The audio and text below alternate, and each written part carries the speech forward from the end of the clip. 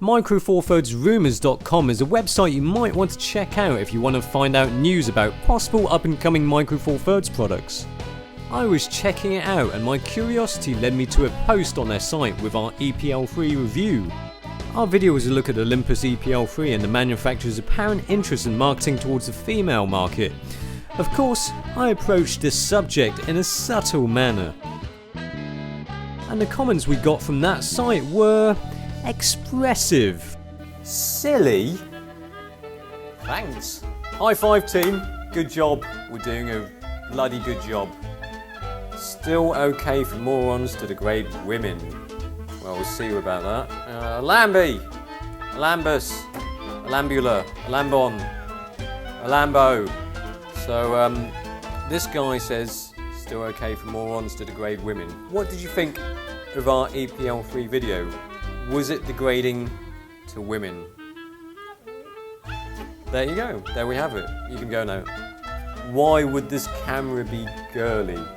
My wife uses a Nikon F without a meter and a 50mm f1.2. Is that a girly camera?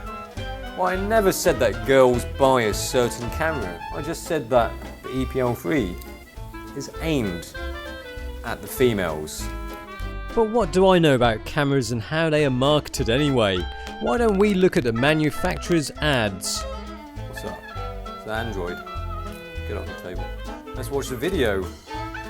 The ad for the E-PL3 shows a love triangle between three perverts, two of them girls.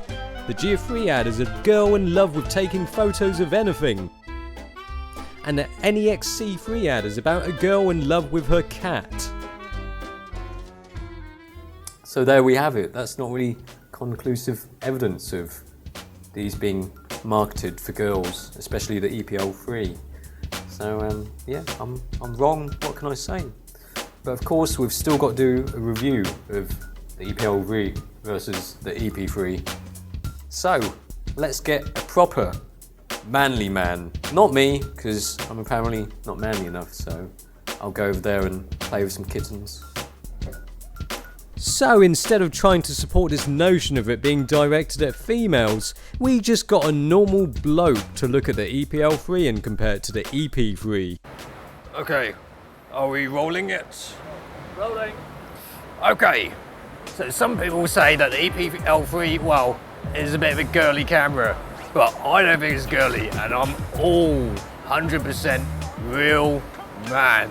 So let's have a look at the E-PL3 and compare it to the EP3. There we go. Let's take some pictures of food. Oh, look at that. Always like to take pictures of food before I eat them. Oh, what's that?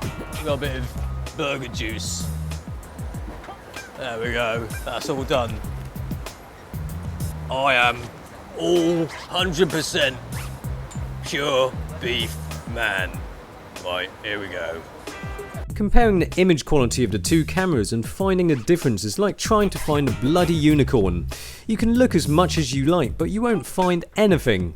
Both cameras share the same 12 megapixel sensor and the TruePic 6 processor. Real men drink with straws. England, England, ole, ole, ole, ole. And of course, no, what am I doing? Of course, both of these cameras have 12 megapixels, which if you're good at maths, that's the same. Hey! Hey! Let's have you! Yeah. This EP3 has got all the power to take maximum quality pictures. So I don't know what they're saying about it being a girly camera. Yeah, yeah. Bin man.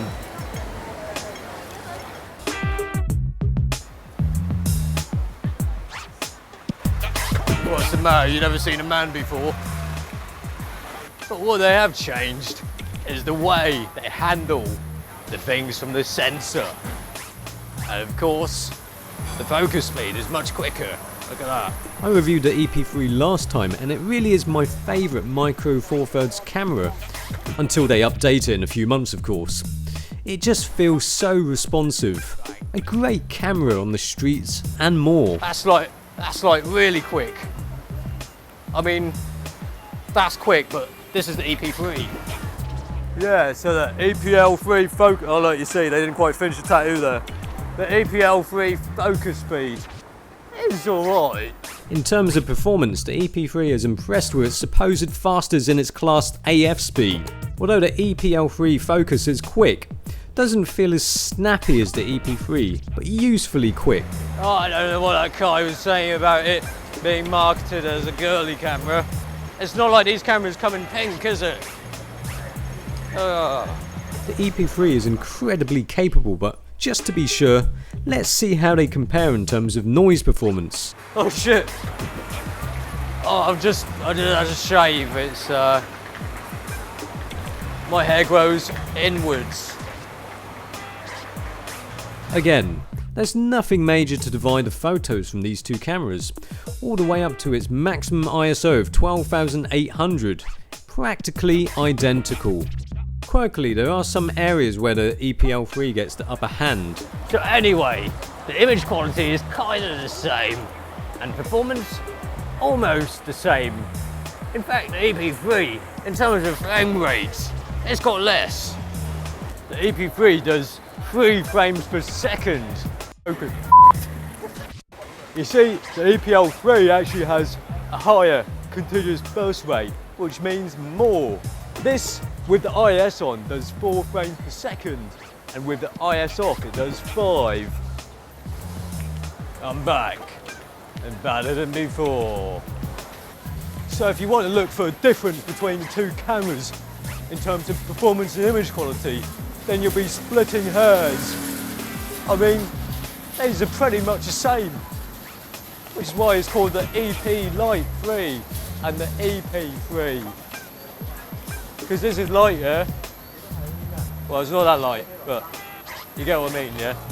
You get a faster continuous burst rate with the light, but also a flippy screen. Well, it's actually got a tilty, swivelly screen, which some of you say has got a use. Because look, you can shoot down here. You can do that. Yeah? As opposed to this. I mean, yeah, with this tilty screen, it is so useful for upskirts and down tops. And a tilt screen is just mildly useful compared to other tilty screens that flip out completely, not like this pathetic thing. So it's quite clever what Olympus are doing with the E-PL series, because they're making it quite similar to the shape of the EP3. I mean, if you look at the top bit there, very similar. And also the shape of it. They're quite similar in size. Of course, it now has a metal body, unlike the plastic E-PL2 and E-PL1. So now, it's like a brick. A very delicate brick. So the E-PL3 is a bit smaller than the EP3, but not by much. Some say that because of the size, it's not meant for manly hands. But it's not the size that matters. It's what you do with it that counts. This, or that. So, there we have it. These two cameras are meant for two different kinds of people. Has nothing to do with the performance because they're practically the same. So what essentially you're buying these cameras for are people running to the frame, or things that you see on the external bits of the camera. Worth. The camera that you decide to go for is really all down to what physical features you require and how much money you are willing to spend. It's nice that you don't have to feel inferior about buying the Lite because of the image quality, because it's the same as the EP3. It's fair to say that when you buy a product, you associate the product with the themes and lifestyles portrayed in the adverts. You You see, I'm not saying that the girls act in a certain way, nor is it inherently a girly camera. The manufacturers try to sell you a lifestyle with these cameras because that's what really sets them apart.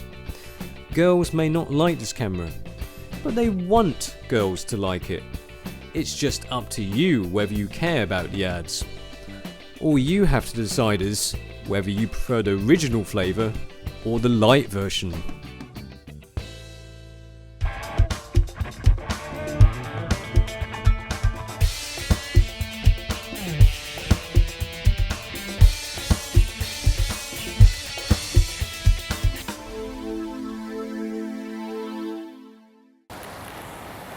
That's Saturday Night Fever, isn't it?